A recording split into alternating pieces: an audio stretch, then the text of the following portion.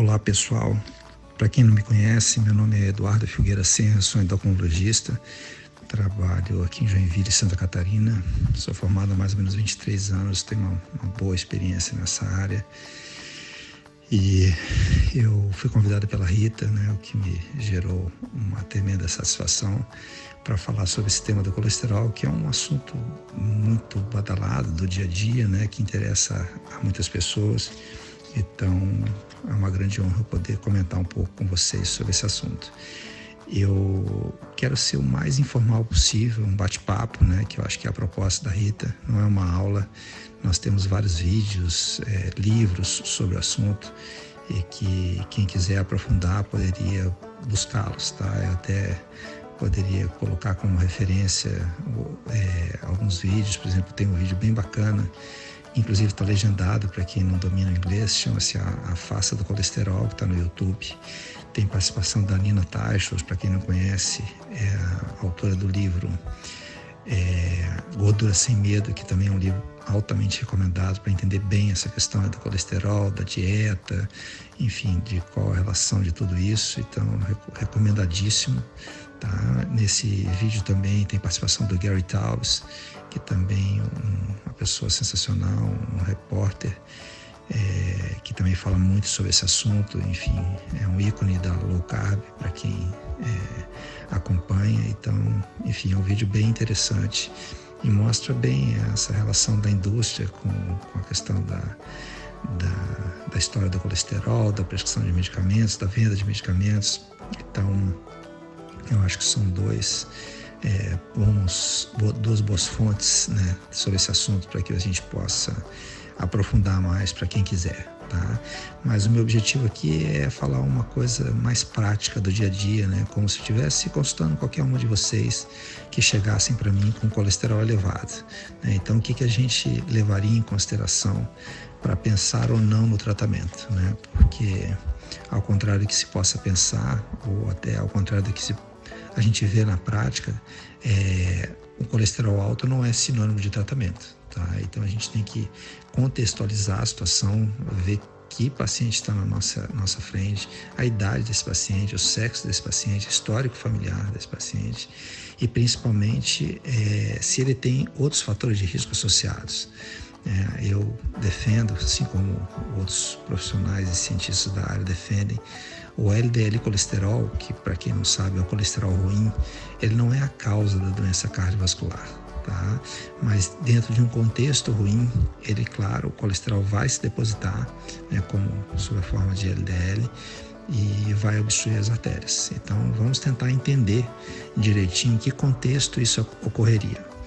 Como informação básica, então, só para vocês entenderem, o colesterol ele não é uma gordura, tá? Ele é considerado quimicamente um álcool policíclico e ele é um lipídio, não é uma gordura. A gordura também é um lipídio, mas o colesterol não é uma gordura. E isso é bom enfatizar porque há uma confusão muito grande entre colesterol e gordura da dieta, tá? Mas enfim, então o colesterol não é uma gordura e é extremamente importante para o nosso corpo. Ele participa da formação de vários hormônios fundamentais para a nossa saúde, os hormônios sexuais. Ele está relacionado ao metabolismo de algumas vitaminas lipossolúveis, isto é, solúveis em lipídios. Ele participa ele é a base para a formação da vitamina D, quando nós nos expomos ao sol.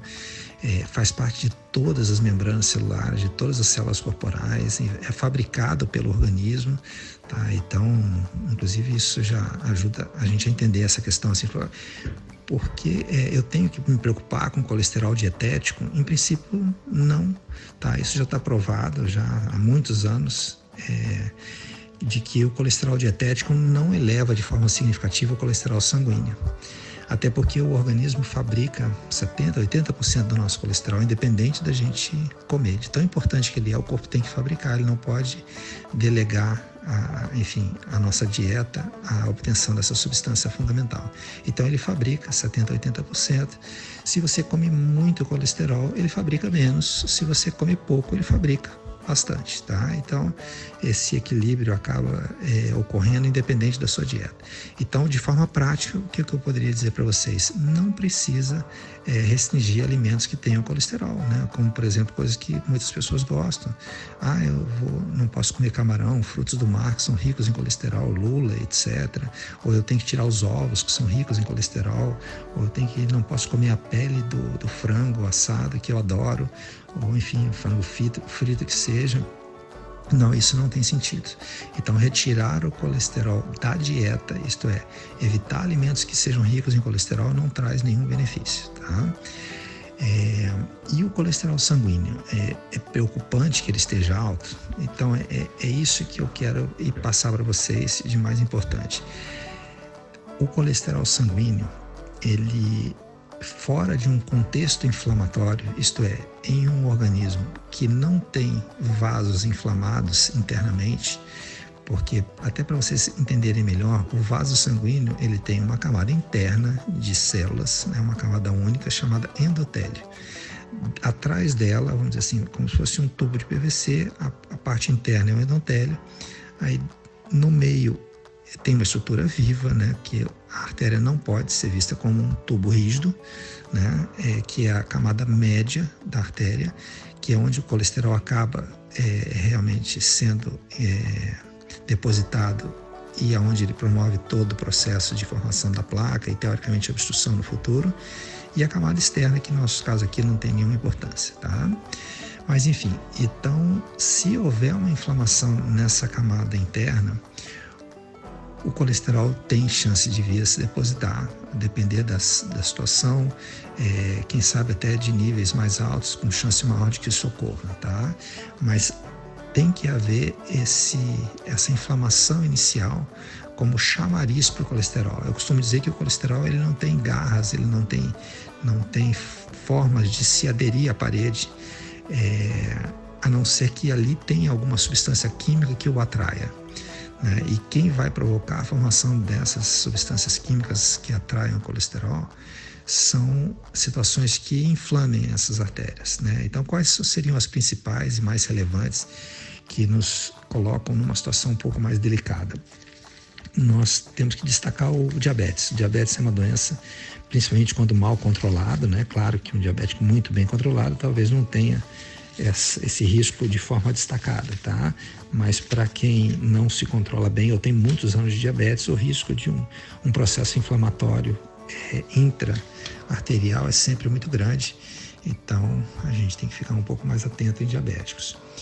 O hipertenso também, principalmente se mal controlado ou não tratado, ele também inflama e agride esse vaso, causando o que a gente chama de disfunção endotelial, favorecendo o acúmulo de colesterol.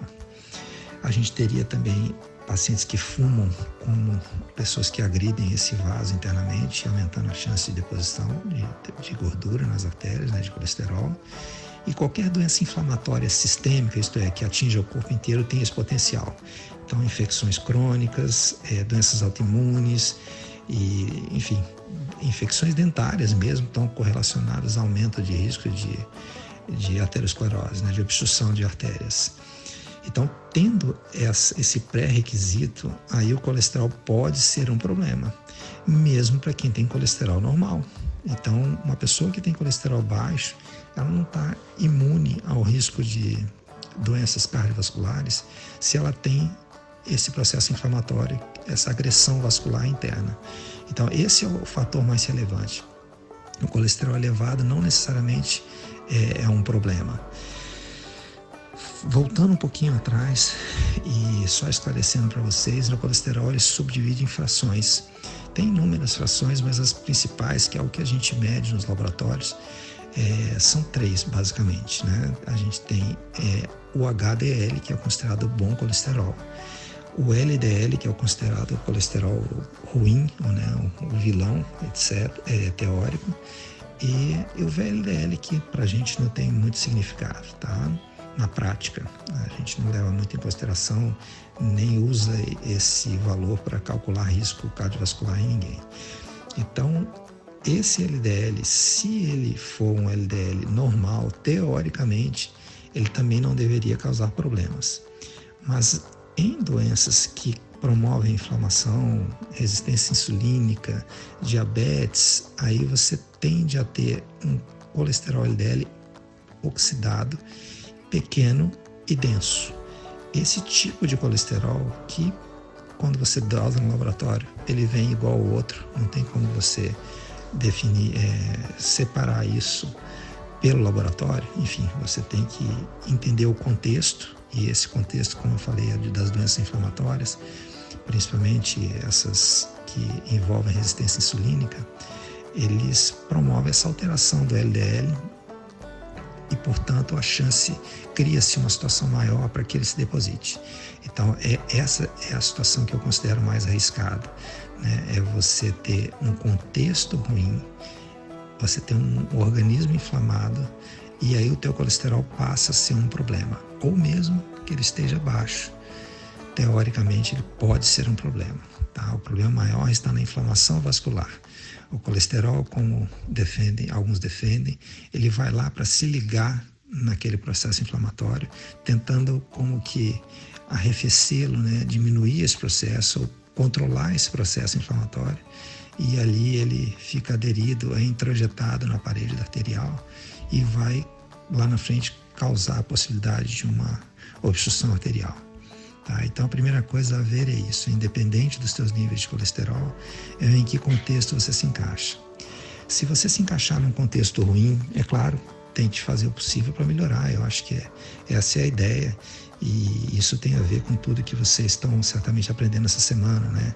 A ter uma atividade física adequada, a ter um sono adequado, a ter um intestino bem tratado, a ter uma alimentação bacana, né? Como a Rita sabe muito bem ensinar vocês, eu tenho certeza disso.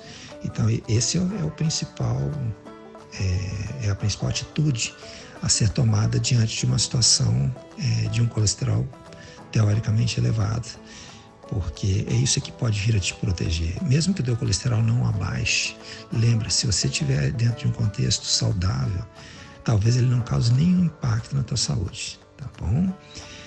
E mesmo que haja alguma dúvida, né? Se você foi no seu médico, ele disse que você tem um risco elevado, porque hoje em dia existem calculadoras de risco cardiovascular que vocês podem procurar na internet, existem várias. Eu posso disponibilizar uma aqui recente, que foi publicada pelo American College of Cardiology, americano, que é bem interessante e completa. Enfim, se ali calcular que você tem um baixo risco de doença aterosclerótica, baixo risco cardiovascular, na verdade, você teoricamente não teria uma indicação precisa para o uso de estatina, tá? Mesmo que haja alguma dúvida nesse processo, como eu te falei, dependendo da sua idade, etc.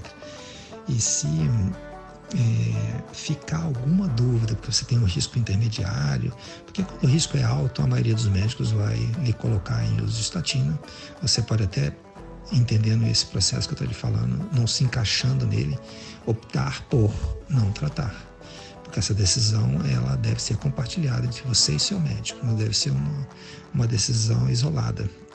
Ele pode dar a opinião dele, mas você, enfim, tem direito de se expor ao risco teórico que ele defende, que talvez você não concorde, e estudando e lendo um pouco sobre o assunto, talvez você entenda que você não corre esse risco todo, que talvez o seu médico lhe impute, né? Então, eu acho que entender um pouco esse processo, né, em que contexto seria negativo para você ter um colesterol elevado, é importante para que você ajude, contribua nessa decisão, né? Compartilhe com o seu médico. Mas, obviamente, sempre a decisão ela deveria ser entre você e ele, né? O meu áudio aqui vai ser para tentar te ajudar um pouco, te dar um pouco mais de ferramenta para tomar essa decisão, mas ele não pode ser de modo nenhum a palavra final sobre essa situação, tá? A decisão é sempre entre quem está envolvido diretamente, quem vai se responsabilizar por essa atitude, que é você e seu médico, tá? Então, por favor, não usem esse vídeo como uma forma de abandonar os seus tratamentos. Ouçam primeiro os seus médicos, compartilhem com ele a opinião de vocês e decidam em conjunto, né? Como eu falei, hoje em dia, com tanta informação disponível, não é mais tão razoável que o médico decida sozinho o que você vai fazer. Mas independente de tudo isso que eu falei até agora, se de uma forma bem mais prática, se você não teve ainda um infarto ou um derrame,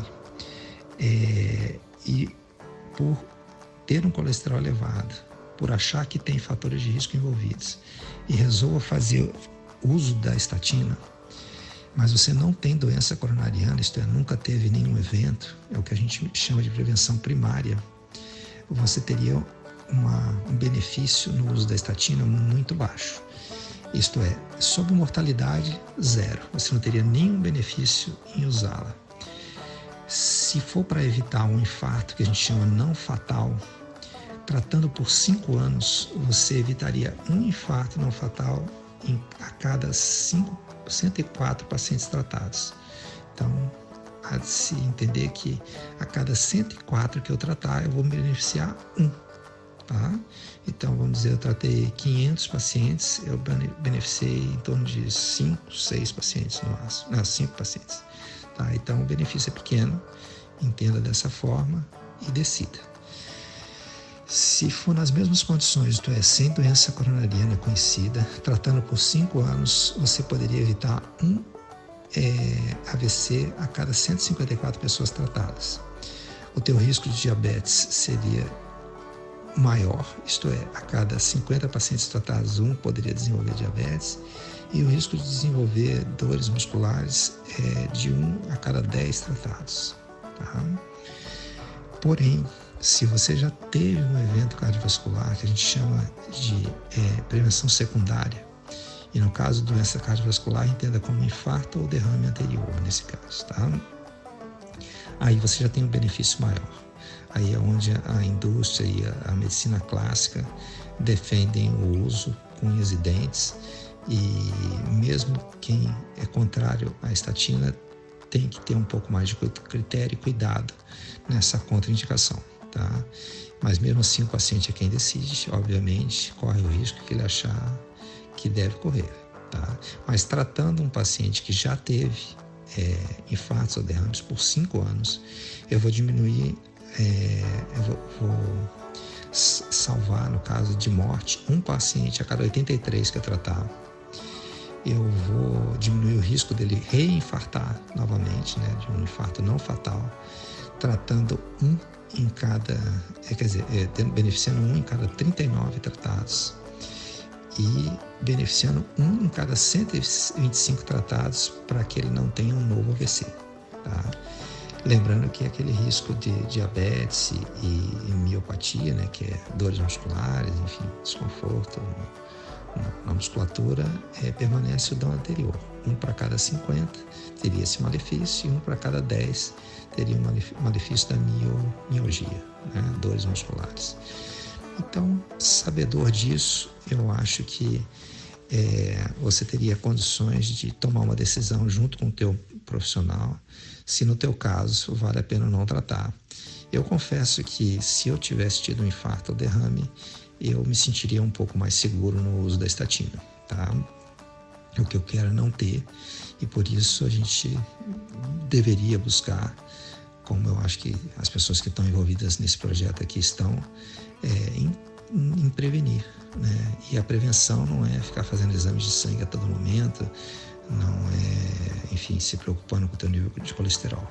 É se preocupando com o seu estilo de vida, como eu falei, se preocupando em ter uma alimentação saudável, pobre em carboidratos de preferência, ter um peso adequado, ter uma atividade física regular, que não precisa ser necessariamente exagerada, ter boas noites de sono, né, ter uma microbiota intestinal bacana, porque você tem uma alimentação saudável, com poucos industrializados, com poucos produtos químicos envolvidos. Enfim, tudo isso vai fazer com que você tenha um escudo, né, protetor contra a doença cardiovascular. Ela não vem do nada, ela não é um azar que a pessoa deu, né, que desenvolveu uma doença agressiva por conta do acaso. Esqueçam isso, não existe, tá? Sempre há algum fator de risco envolvido que, se você analisar, você vai identificar o porquê que aquilo aconteceu, tá? Eu até tenho um caso pessoal na minha família, né? Meu pai infartou com 38 anos, hoje eu estou com 53.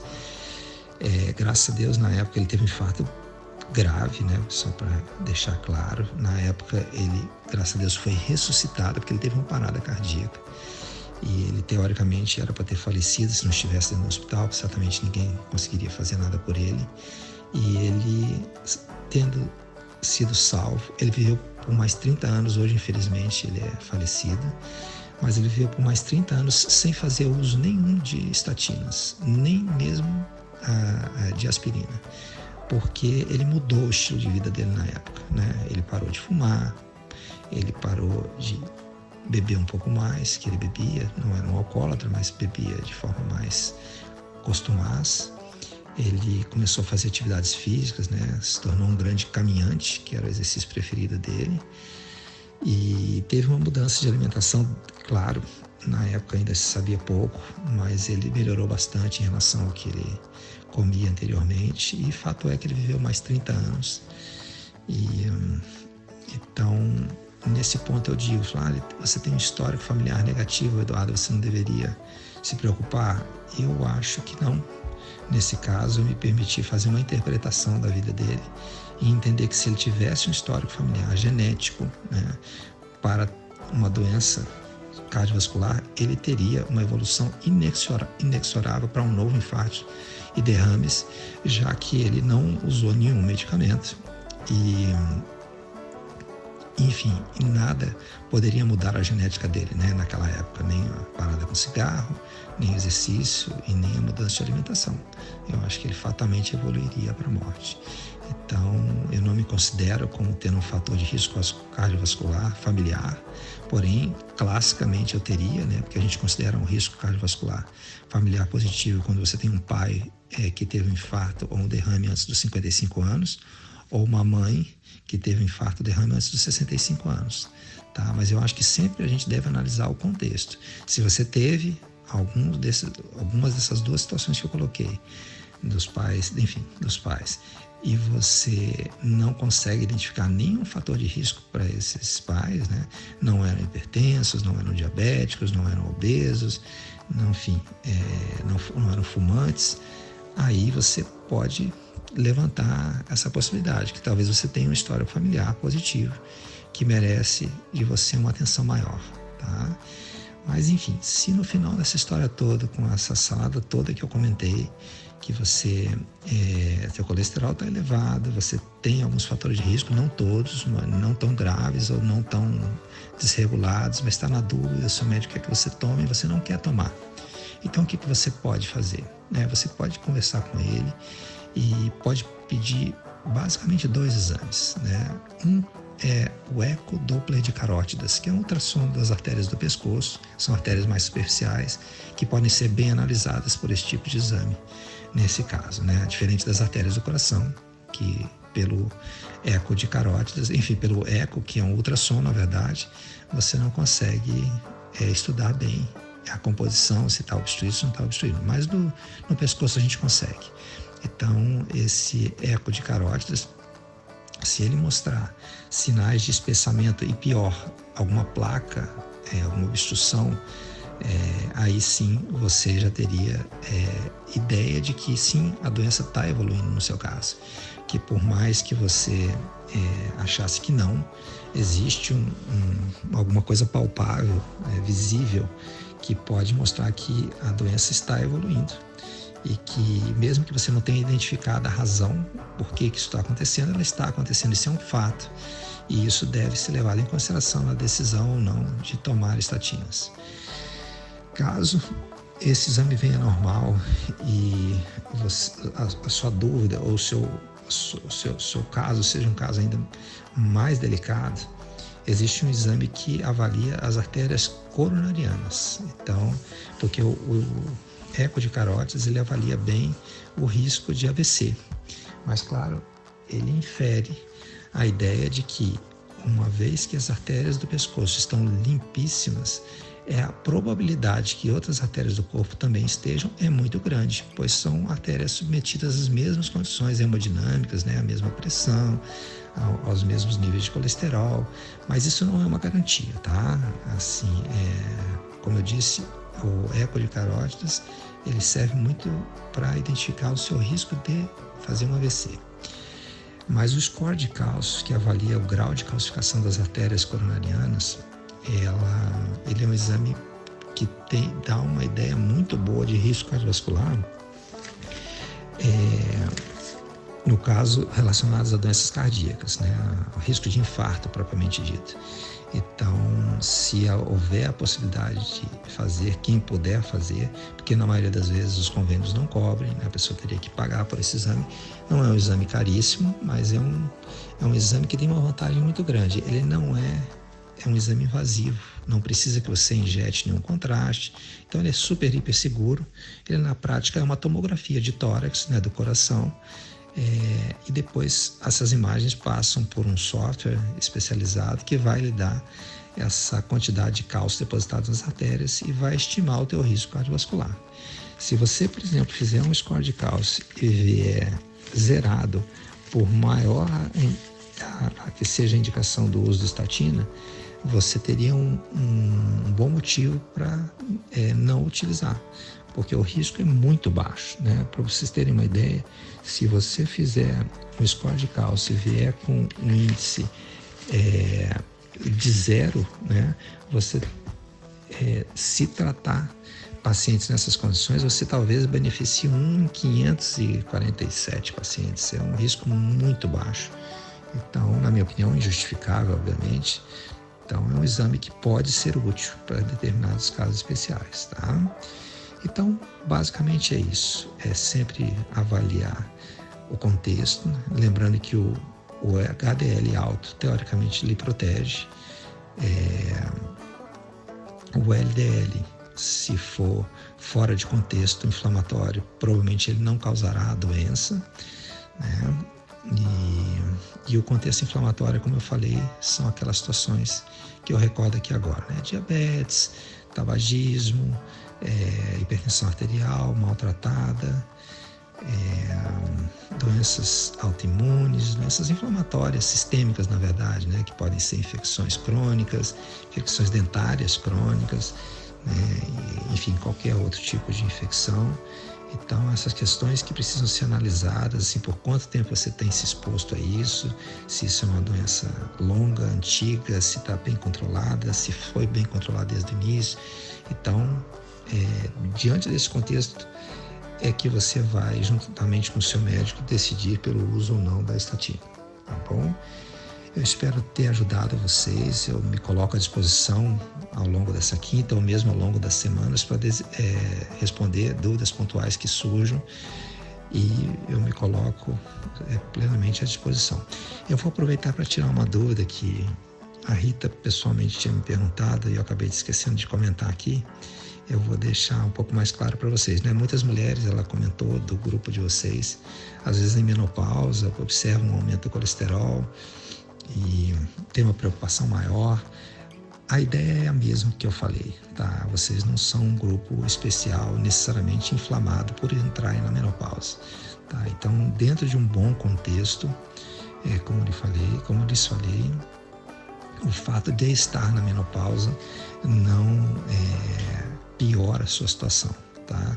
É claro que a gente sempre entendeu que a mulher sempre teve uma proteção maior do risco de infarto e derrame, e com a entrada na menopausa ela se iguala ao homem, mas os raciocínios na prática daí em diante são os mesmos, tá? Ela não estaria mais protegida, porém a menopausa não seria uma doença em si que a tornaria mais propensa, não. Seria o mesmo risco praticamente de um homem a partir daí, e se ela tiver motivos para se preocupar, que se preocupe e que o médico juntamente com você decida. Mas não é uma situação excepcional que você precisa necessariamente tratar por ter entrado na menopausa, tá bom? Então, espero ter contribuído. Qualquer coisa, eu fico à disposição de todos vocês, tá? Uma boa semana a todos.